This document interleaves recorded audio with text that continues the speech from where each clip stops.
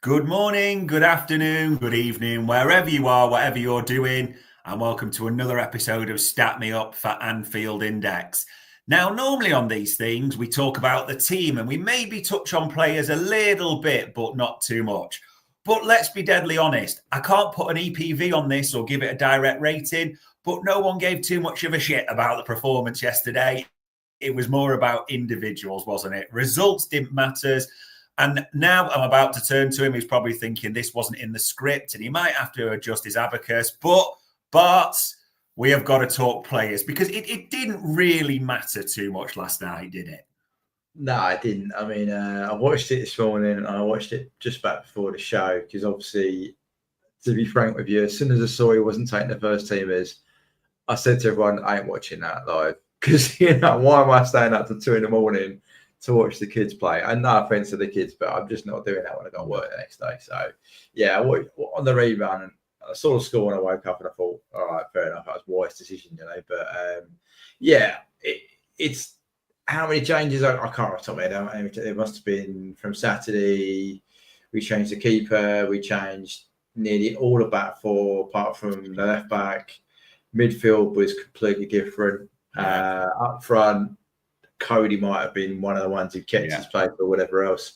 So you effectively got two players from the game of the weekend. So it shows you how much we rotated, which is a huge positive, by the way. Yeah. Huge positive, because as we'll come on to the end of the show, that weekend's game is where, by those guys resting, they've all got match day +4, which means they're fully rested for the next game, which we hardly ever have match day +4 anymore for our players. All right. So that's a really important stat to think about. And so that's a really good planning from Slot. But yeah, the rest of it, we can go for a little bit, but yeah. We'll touch on the story of the game, shall we say, and we'll do a little skimming on the first half. You probably guessed I'm not going to drill down Barts on field tilt and things like that in this game, but just if you think there's any worthy call outs or anything that's there, Barts, feel free to shout them out. I think to give you an indication of, you probably first see a score or anything on my day sort of thing, but they only had 4 shots on target. This is the scale of the game, right? They had 4 shots on target, scored 3. So that's not actually great from us defensively, but shows you where we were. In terms of what we did with the ball, we did okay, but we had a penalty which takes up quite a lot of the XG we created. So, we created 1.6 total, or 0.79, that would be a penalty. So we didn't actually create that much, if you like. So, yeah, again, you can break it down in halves. There's clear periods where we were on top, clear periods they were on top. It was a bit topsy-turvy in that, with field tilt going between 70-30, but flopping every 15 minutes, which probably gives you an indication of no real control in the game. Second half, I think, is probably the only period where you can see that we consistently were on top for a couple of periods in a row, which, again, watching the game, you could see that that second half was dull, but we weren't letting anything. We weren't really creating anything either, to be fair. And then, the MCs, the only thing I'll say to that is, yes, the MC will have us down as a 2-1 win, but a lot of that is down to the XG, and that includes a penalty. So if you took that out, it would probably be the other way around. But yeah, that's sort of your top line stuff. The biggest thing we were talking about before it is that it doesn't, if you look at our pass map, it just doesn't look like a Liverpool performance. There's the midfield we used to see in a strong triangle in the middle here, and then our advanced wingers, well, they're not. We're playing in a 3x3, 9 squares, and our 2, our 9 and our right winger are not connected. So yeah, it's in second half it didn't really get any better, to be fair. The midfield was a little bit stronger. Some of that could be done. Endo drops into centre half, doesn't he, at one point, and they bring on Morton to play with McGonnell, so that was slightly better, but you still didn't really get. Chiesa switched over to left rather than right, and he got a bit more connected, but there was the right space here, right half space, and obviously a lot of dominance. It just isn't there. If we go to passing, this is symptom of a game where we weren't playing well. There's no real usage of the areas where we normally dominate, apart from the last 15-minute period where you could say we started to, even that's 4 passes. So yeah, it was a kind of a distinctly, I'd love to say, oh yeah, it's a Liverpool. It was still a Liverpool performance, but it just wasn't. There's no the threat. Is not in areas we normally associate. It's a bit deep. We're normally really high. If we look at our defensive metrics, where we're doing actions, there's no real pattern to it. It's again very deep second half in terms of defensive actions, and what we do with the ball, off ball, again not really a pattern. So yeah, it's probably right, to be honest with you, to say, I mean, and this is it. So half time's here on 45. Well, that is a flat line of XG post 45, which gives you a massive indication of what the game was like. Second half, both teams, it almost was like, yeah, all right, do you want to call that there? Should we call that 3-2 and just play out 45 and nothing? You know, when you look at a flat line of XG, that's almost what it is. So then we just dig down to the players. And I know we said beforehand, so where were the positives? Because we've got to try and get something like that, right? So he gave the kids a lot of game time, which is great, amazing. Apart from one lad at the end who got himself sent off in record time for a kids challenge. But let's look at some of the others. So Connor, an outing for him, starting the Champions League. Last time out, he was played well against Real Madrid, I think it was, or maybe one of us. But he's generally done all right in Europe this year. So here, played full game. 4% of our EPV, which is lower, gives you another indication it wasn't really a Liverpool performance, because typically our fullbacks are between 15 and 20% of our threat production. Well, Connor here was at 4. Costas took his game up to that level, 30, but our right side was very low for our right side. And his passing rate is 73, which, is not in keeping with the rest of the back four, to be fair. If we look at our midfield setup, so Harvey, given the start, he's craved for that really. 15% of our threat was created through him, which is okay, right? It's not horrible, but 77% pass rate, a little bit low for him, even if he is taking risks. His 15 final third passes, that's good. That's really good. But I was just trying to look for his penalty box touches if I can find them. So penalty box touches, only 5, considering he's playing sort of that 8, which 8-10, you'd expect maybe a bit more from when he's very comfortable in that area. So, Conor Bradley had 6, for example, and he played right back. So it gives you an indication of maybe Harvey could have done a bit better there. Jules-wise, this is a problem with Harvey's profile, and please don't take that as me knocking him, right? But if you're going to play in our midfield 3, you are going to have to do a bit of off-ball work. Dom, as we know, is an absolute monster in this department. So for Harvey to have a dual rate of 33%, he's not great, and he's not going to compete with any aerials because of his height, so that doesn't register. You got McConnell in there at 60, which slot references he had a good game. McConnell had 1 penalty box. So McConnell, considering he mainly played a bit more in the 2, should we say, than higher up, played okay. But none of the midfield really got high dual weight. Even Endo at 38% is a bit low for him. 40% aerials, so not great.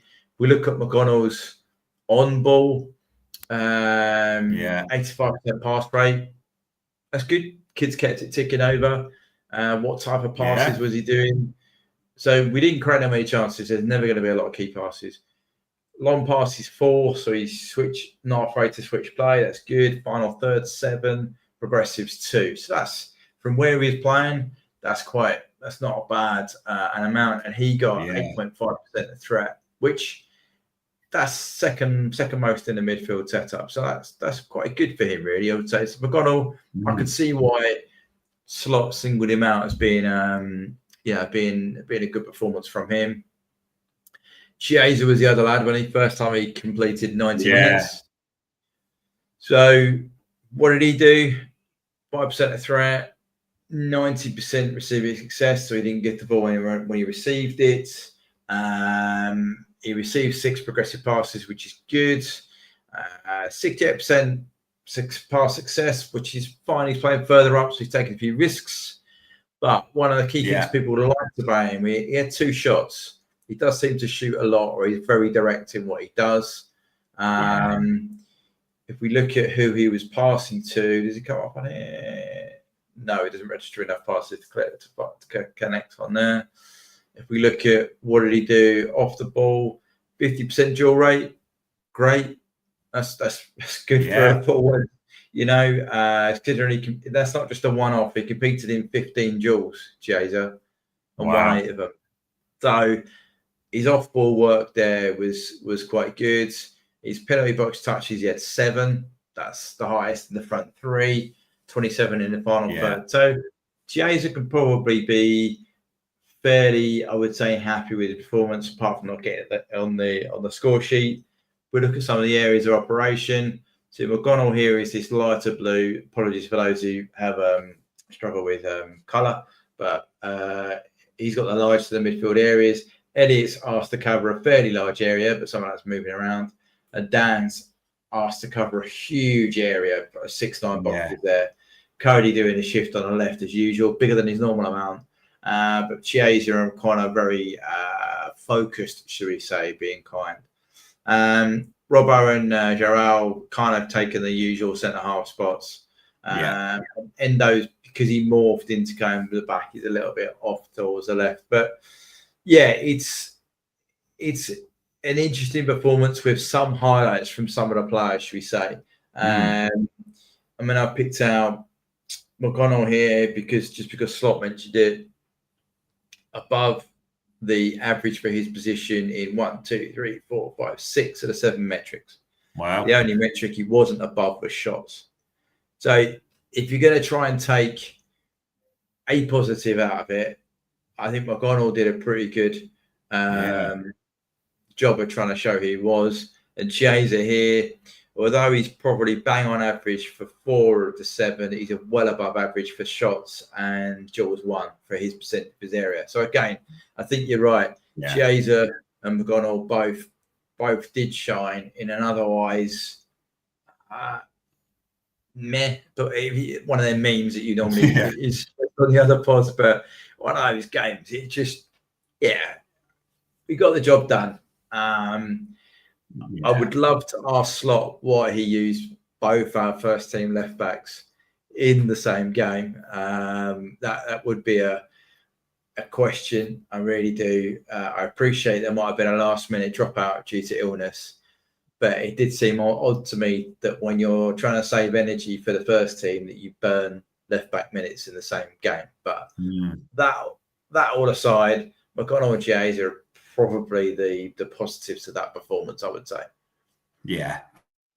And you're right, it bears out because he had the shot. I mean, it's a great volley that gets parried and Harvey Elliott tucks in the rebound. As you talk about his jaw, I mean, that's insane. The one thing we're seeing about Chiesa from these limited minutes, he presses like a demon, and obviously look at the penalty at the same time. That's all his work. So it is great to see that does translate. And like you, I think there's a lot of people thinking, okay, when Nunes is out, why didn't you just do what you did in the Carabao and move Endo into centre-back and Morton into, too experienced rather than playing Andy Robbo, who, fair play to Robbo, he tries his best, has not had the best of seasons, and now to put him in at centre-back, it's just, I'm not saying he'll regret it because he probably won't regret anything much, but I think it's fair to say, Barts, if he looks at that, thinks, maybe he just laughs about it, who knows, but it is what it is a little bit, isn't it? Yeah, I mean, I think Robbo was due to start, I have to say. I think he probably was because Costas played the weekend, right? Am I imagining that? Or did Costas? I can't remember. Anyway,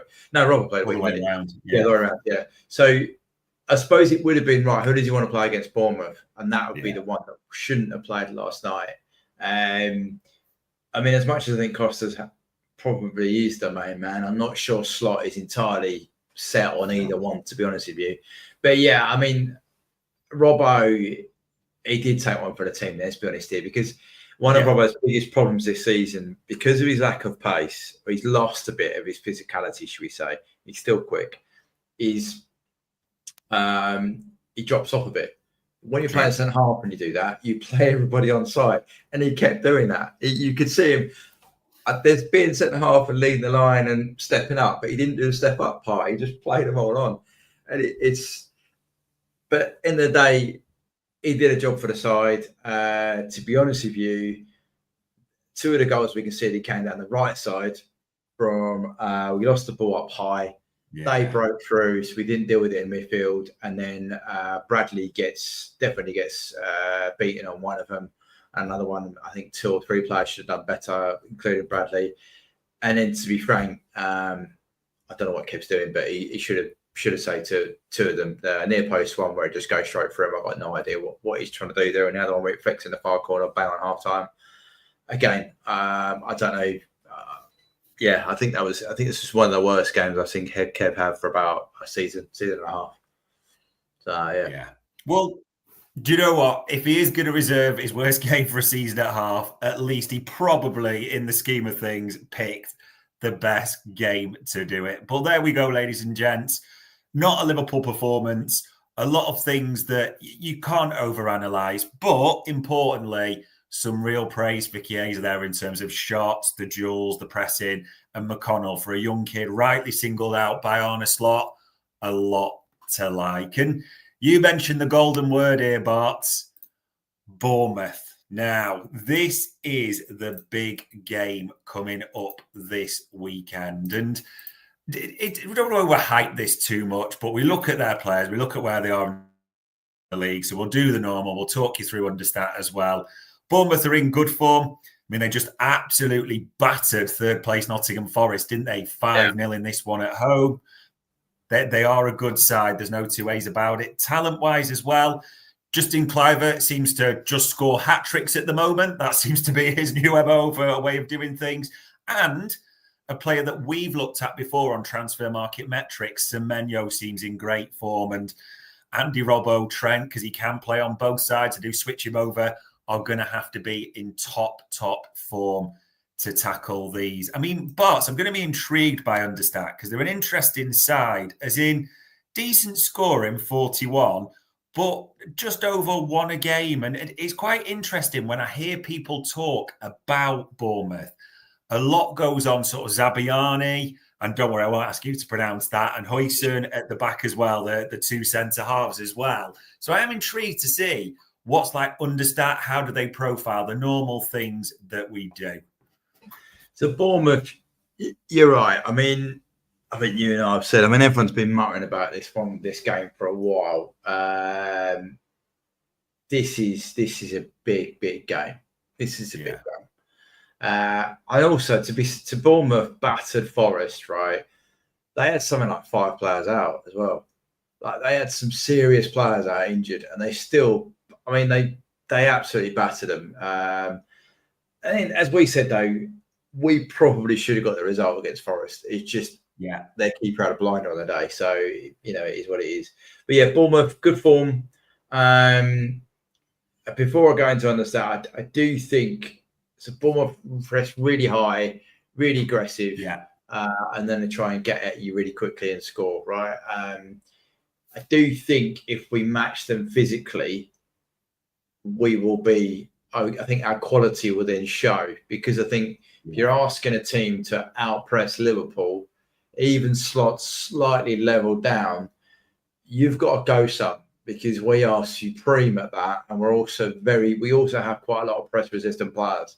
So I think, there's some things, but if we're not up to it physically, it could be a difficult game. But what does Understat say? So 23 games gone. They've got. I'm just trying to find the points. So wait a minute. They're 40 points, haven't they? Understat's got them. I should have got 43. So they're in and around where they should be. Okay. They have scored 41.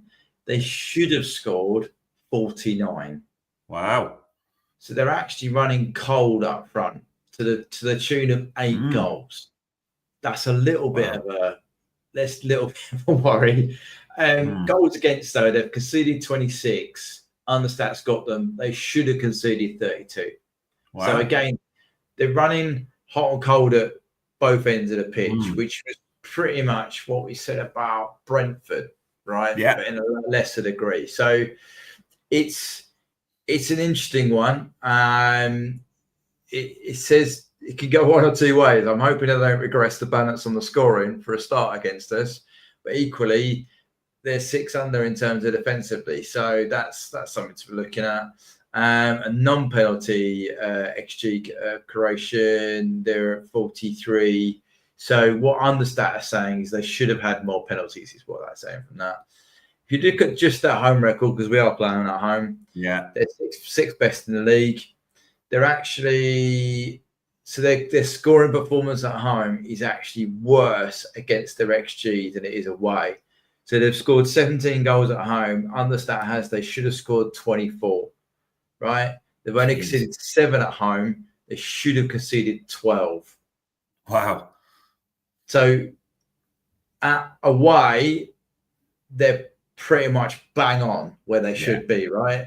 It's at home where they're underperforming up front and they're overperforming at the back. Yeah. Okay, so that's quite interesting. You don't normally get to see that distinct difference between home and away performance in terms of XG anyway. Like teams play different ways, but you don't see it to the tune of. I mean, that's almost a 10-goal swing either like between the two sets there. That's quite a big chunk of change, you know. If we look at our old favourites, so what are they doing? If we look at shooting, so if it loads up, shots, here we go, against. So the last few games, so how many shots are they conceding? So they drew against Chelsea away, conceded 26 shots. Wow. Right, 10 of those are on target. I mean, there's your Dane, but they only conceded 2. So that's some of that regression away from that. But then you go to the next couple of games where they've gone to Newcastle, battered them 4-1, and then beaten Forest 5-0. So that's 9 goals against 2 of the most informed teams in the Premier League. Yeah. And one, right? So they only conceded 13 shots and 18 shots respectively, and only 4 of those in both games were on target. So they went from having let's be frank, that's a poor performance at Chelsea and they got a draw, to then completely shutting it down and having a really good performance against Newcastle and Forest. The thing is, though, those two sides are probably well set up for Bournemouth's attack style. Yeah. So that would give them plenty of opportunity to do what Bournemouth want to do to you, to then go and create, and therefore they would stop you from going and having a shot. If we look at some of the other blips, so when they played United, they conceded 23 shots, and 7 of those were on target, and they got beat. Is that right? No, they lost. So yeah, it's interesting what they do against you. What do they do? What are they looking to do? So again, that poor performance for Chelsea, they then reversed it and went up to nearly 20 shots a game and 10 of those on target for the next 2. Yeah. So they have regret, and that's not far off where they're in and around the 20 mark for shots a game, and they either do about 8 or 10 shots of those are on target. So that's a good metric for them. Just looking at expected, so they're generally creating 1.5 to 2 a game. Yeah. And they're conceding. I mean, take Chelsea out of it. I mean, that's 1.8, 0.7, 1.4. So yeah, in the last 1, 2, 3, 4, 5, 6 games, it's either one or below 1 XG a game. Yeah. So they do have a style.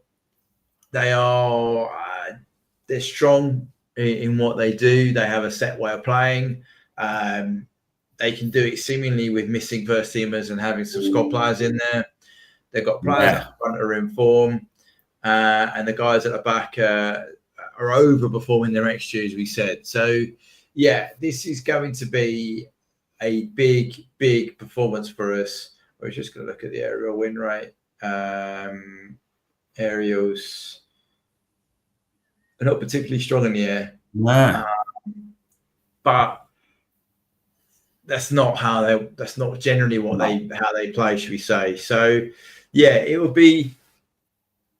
I think this is one of those tests, isn't it? It's I think Arsenal play City. Am I correct in that? Yeah. Same weekend. So it's one of those games where if you want to put a marker down, this is it.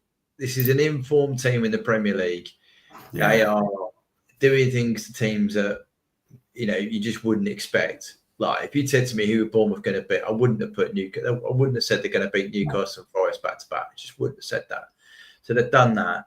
It's just, as I said, if we can match them physically and with the intensity, it's at their place. It's one of the old style grounds, and it's everyone's on top of you. Everyone's tight. Klopp used to have a set midfield for that game as well. He always used to go with high pressing team. He'd have high energy in the middle of the park. He played a box midfield a couple of times with Ginny, Hendo, Fab, and Naby all in the same midfield, and then he had runners with the two. So and that worked really effectively because it smothered them. I know it's a different manager now, but you control the centre of the pitch. So I can imagine we will go there with our most athletic midfield three. Who've had a week off. So providing they've been training and keeping things top and over, they should be in pristine form. If Konate and Van Dijk keep the form from the last couple of games, if anyone's seen the Thomas Frank interview doing the rounds on the socials where he spoke about Van Dijk and Konate being at a level he'd never seen before in a centre-back partnership against them, that gives us a very strong bedrock. It's then what front three plays for the day, and can we take the chances that we're going to get? I'm not sure we're going to be hitting the numbers again like we did against Brentford in terms of number of shots, but you'd hope that if we got 20 shots off Bournemouth, you'd hope we better convert a couple. And then barring left back, the whole of the back four has been rested. Ali's been rested. So, I would be really disappointed if we didn't start this game well. They've had a week's recuperation, training, getting ready for this game. The following midweek, is it Everton? I can't remember now. Carabao semi-final on next Thursday. Right. This is basically, you could put everything into this game because although no one wants to, you don't want to go out of the Carabao Cup. I get that. Yeah, true. You win this game. This is massive. This is 9 points clear, whatever it is, and then you've got you put massive pressure on Arsenal to go and get a result against City. City are still not playing well, but I was talking to Darth about City are one of the few teams that actually could beat Arsenal or the vice versa. To beat City, you need to run at them, right? You need to run at them fast and run through midfield. Arsenal don't do that. That's not the way they play football. So there's half a chance the City could get a result against Arsenal, which you wouldn't expect, right? So we really do have to go there, get a result, and do what we need to do. Question in the chat. So him back and fit, he's absolutely phenomenal. And also, to be fair to you, since United, Trent's been world class. Yeah, Trent's been absolutely sensational on and off the ball. Yeah. I mean, it went a bit quiet. The last game, people don't like talking about it because certain people who work for Sky Sports would have to admit they're wrong. But defensively, he was outstanding at the last game. Like he came back, nicked plays, kept it shut down, and he still contributed going forward. So for me, it's those three of the back four playing really, really well at the moment. And then you just toss a coin to find out which left back's going to turn up and play, how they're going to play. So, and that might sound a bit harsh, but Costa's had some good games. He's had some iffy games. Robbo's had a lot of poor games, and he's had some steady Eddie sixes. If Robbo gets to the 6 on a Saturday, that's fine. We can get over the line. But it's going to be a big game. Big game. Saturday, 3:00, which we haven't said too often this season. We will find out what happens, ladies and gents. Yeah, it feels like a massive game. So there we go. Eindhoven, I'll use Bart's words, the technical scientific term that helped him earn his doctorate. Meh. That's what we're filing it under. We'll go McConnell and Chiesa, very much things to like there, and Arne Slot called them out quite rightly. But now it's all about Bournemouth and what beckons on Saturday. So what it leaves me to say as ever is, Barts, for the time, the insight and the analysis, it is much appreciated, pal. No worries, anytime. And ladies and gents, that was another Stat Me Up for Anfield Index.